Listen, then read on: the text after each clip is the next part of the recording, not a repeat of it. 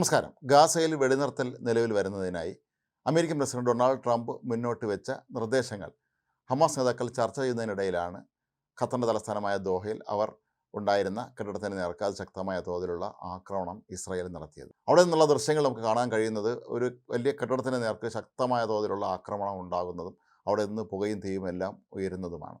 ആളുകൾ ഭയപ്പെട്ട് നാലുപാടും ചിതറി ഓടുന്നതിൻ്റെയൊക്കെ തന്നെ ദൃശ്യങ്ങളും പിന്നീട് പുറത്തു വന്നിരുന്നു. അമേരിക്ക പോലെ എല്ലാ കാലത്തും തങ്ങൾക്കൊപ്പം നിൽക്കുന്ന ഒരു രാജ്യത്തിൻ്റെ പ്രസിഡന്റ് മുന്നോട്ട് വെച്ച സമാധാന നിർദ്ദേശങ്ങൾ ഹമാസ് നേതാക്കൾ ചർച്ച ചെയ്യുന്ന വേളയിൽ എന്തുകൊണ്ടാണ് ഇസ്രായേൽ സൈന്യം അവിടേക്ക് ആക്രമണം നടത്തിയത് എന്നുള്ള ചോദ്യമാണ് ഇപ്പോൾ പ്രധാനമായും ഉയരുന്നത്. കൂടാതെ ഖത്തർ എല്ലാ കാലത്തും മധ്യസ്ഥ ചർച്ചകൾക്ക് മുൻകൈ എടുത്ത് പ്രവർത്തിച്ചിരുന്ന രാജ്യമാണ്. പൊതുവെ എല്ലാവരോടും വളരെ സൗഹൃദഭാവത്തിലുള്ള, ആരോടും പ്രത്യേകിച്ച് പക്ഷം പിടിക്കാത്ത, ഏറ്റവും സമാധാനപരമായി പോകുന്ന ഒരു രാജ്യങ്ങളിലൊന്നാണ്. അത്തരത്തിലുള്ള ഒരു രാജ്യത്ത് വെച്ച് അമേരിക്കൻ പ്രസിഡന്റ് നിർദ്ദേശം ചർച്ച ചെയ്യുന്ന വേളയിൽ ഹമാസിനെ ആക്രമിച്ചതിൻ്റെ പിന്നിലുള്ള കാരണങ്ങളെക്കുറിച്ച് ഇപ്പോഴും വ്യത്യസ്തമായ അഭിപ്രായങ്ങളാണ് ഉയരുന്നത്.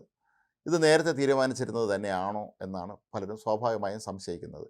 പക്ഷേ അമേരിക്കൻ സൈന്യത്തിന് ഇക്കാര്യം കൃത്യമായ വിവരം ലഭിക്കുകയും അവർ അടിയന്തരമായി തന്നെ പ്രസിഡന്റിനെ അറിയിക്കുകയും ട്രംപ് ഇത് തൻ്റെ പ്രതിനിധിയായ വിറ്റ്കോഫിനോട് ഇത് ഖത്തർ ഭരണാധികാരികളെ അടിയന്തരമായി അറിയിക്കാൻ നിർദ്ദേശിക്കുകയും ചെയ്തു എന്നാണ് ഇപ്പോൾ പുറത്തു വരുന്ന വിവരം.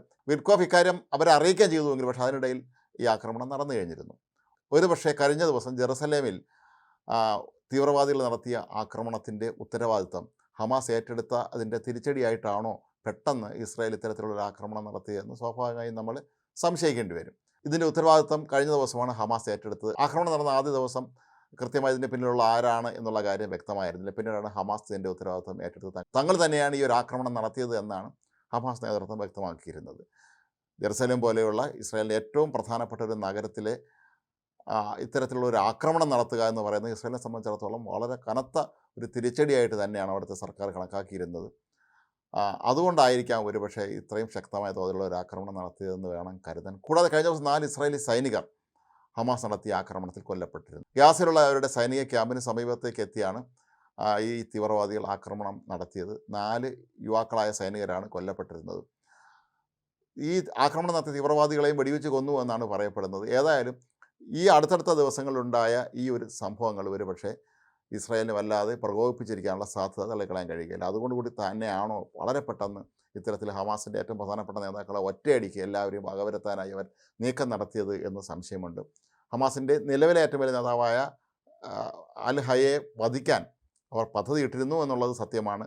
ഹമാസിൻ്റെ പ്രധാനപ്പെട്ട ഒരുവിധം നേതാക്കളെല്ലാവരും തന്നെ ഇതിനോടകം അവർ വകവരുത്തി കഴിഞ്ഞാണ്. എന്നിട്ട് അവശേഷിക്കുന്ന നേതാക്കളെ കൂടി ഒരുപക്ഷെ ഒറ്റയടിക്ക് ഇവരെല്ലാവരും യോഗം ചേരാൻ വേണ്ടി അവിടെ ഖത്തറിൽ എത്തിയ സ്ഥിതിക്ക് ഈ നേതൃത്വത്തെ ഒന്നടങ്കം ഈ ഭൂമിയിൽ നിന്ന് തുടച്ചു നീക്കാനുള്ള നീക്കമാണോ ഇസ്രായേൽ നടത്തിയത് എന്നും സംശയിക്കപ്പെടുന്നുണ്ട്. ഏതായാലും അമേരിക്കയും ബ്രിട്ടനും ഫ്രാൻസും ഒക്കെ ഉൾപ്പെടെയുള്ള രാജ്യങ്ങൾ ഇപ്പോൾ ഇക്കാര്യത്തിനോട് വിയോജിപ്പ് പ്രകടിപ്പിച്ചിരിക്കുകയാണ്. ഇത് തങ്ങളുടെ അനുമതിയോടുകൂടി അല്ല എന്ന് അമേരിക്ക നേരത്തെ തന്നെ വ്യക്തമാക്കിയിട്ടുണ്ട്. ഡൊണാൾഡ് ട്രംപ് തന്നെ പറയുന്നത് ഇത് തൻ്റെ തീരുമാനമല്ല, ഇത് ഇസ്രായേലിൻ്റെ മാത്രം, അതായത് പ്രധാനമന്ത്രി ബെഞ്ചമിൻ നെതന്യാഹുവിൻ്റെ തീരുമാനമാണ് എന്നാണ്. ബ്രിട്ടനും ഫ്രാൻസും ഒക്കെ പറയുന്നത് തങ്ങൾ ഈ കാര്യം അറിയിച്ചിരുന്നത് പോലുമില്ല എന്നാണ്. ഇത് ഖത്തറിന് മേലുള്ള അല്ലെങ്കിൽ അവരുടെ പരമാധികാരത്തിന് മേലുള്ള കടന്നുകയറ്റമാണെന്നാണ് ബ്രിട്ടനും ഫ്രാൻസും ഒക്കെ തന്നെ ഇപ്പോൾ കുറ്റപ്പെടുത്തുന്നത്. ഏതായാലും ഈ സംഭവം ലോകത്തെ ഏറെ നടുക്കി എന്നുള്ള സത്യമാണ്. വളരെ സമാധാനപരമായി ജീവിക്കുന്ന ഗൾഫ് രാജ്യങ്ങളിലേക്കൊക്കെ തന്നെ ഇത്തരത്തിലുള്ള ആക്രമണം നടക്കുക എന്നുള്ളത് ഗൾഫ് മേഖലയിൽ തന്നെ ആകെ ആശങ്ക പരത്താനുള്ള ഇടയാക്കുമെന്നാണ് പലരും കരുതുന്നത്. എല്ലാ അറബ് രാജ്യങ്ങളും ഇക്കാര്യത്തിൽ ഖത്തറിനോട് ഐക്യദാർഢ്യം പ്രഖ്യാപിച്ചിട്ടുണ്ട്. എല്ലാവരും അവർക്ക് പിന്തുണ പ്രഖ്യാപിച്ചിട്ടുണ്ട്. ഏതാണ് ഈ ആക്രമണത്തിന് പിന്നിലെ പെട്ടെന്നുള്ള പ്രകോപനം എന്താണ് എന്നുള്ള കാര്യം ഇനിയും പുറത്തു വരാനിരിക്കുന്നതേ ഉള്ളൂ. അതിനിടെ ഗാസയിലെ ജനങ്ങൾ അടിയന്തരമായി അവിടെ നിന്ന് ഒഴിഞ്ഞു പോകണമെന്നും സുരക്ഷിത സ്ഥാനങ്ങളിലേക്ക് മാറണമെന്നും ഇസ്രായേൽ പ്രധാനമന്ത്രി ബെഞ്ചമിൻ നെതന്യാഹു കഴിഞ്ഞ ദിവസം ആവശ്യപ്പെടുകയും ചെയ്തിരുന്നു. ഇതൊക്കെ തന്നെ അർത്ഥമാക്കുന്നത് ഒരുപക്ഷെ വളരെ ശക്തമായൊരു അന്തിമ പോരാട്ടത്തിനാണോ ഇസ്രായേൽ ഇപ്പോൾ ഗാസയിൽ തയ്യാറെടുക്കുന്നത് എന്നാണ്.